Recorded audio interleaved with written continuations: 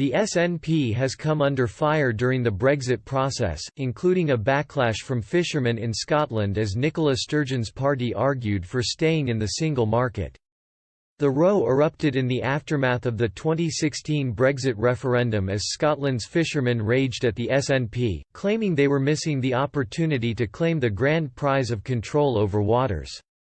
They argued that Brexit would end the hated common fisheries policy, which imposes strict catch quotas and gives trawlers from other EU member states access to the best fishing grounds in the world off Scotland's coast. At the time, First Minister Nicola Sturgeon was warning the UK government that if Scotland could not be kept in the EU, she would push for a second independence referendum.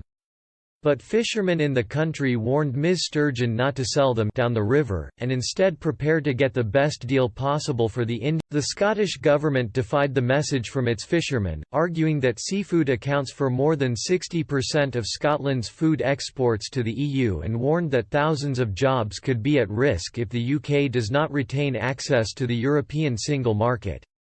Bertie Armstrong, the Scottish Fishermen's Federation's chief executive, did admit changes to export markets after Brexit will present a challenge.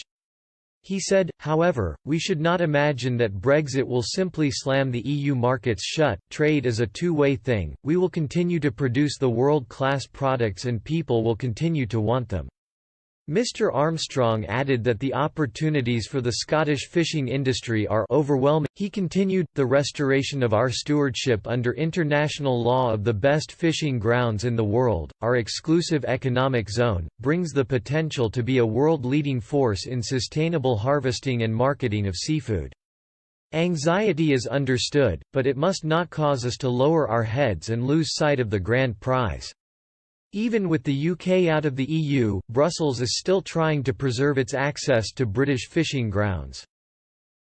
The bloc's negotiator, Michel Barnier, has received backing by the EU27 on his red lines for trade talks with the UK, meaning the bloc will demand access to British waters in return for access to European markets.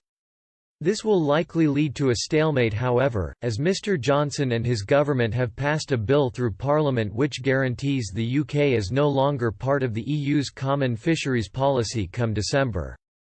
French President Emmanuel Macron also vowed to fight for his country's access to British waters. He said last month, "I want to tell our fishermen that I will fight for them. If we do not get the same access as today, we will seek compensation. I will not let our fishermen pay for a British vote they could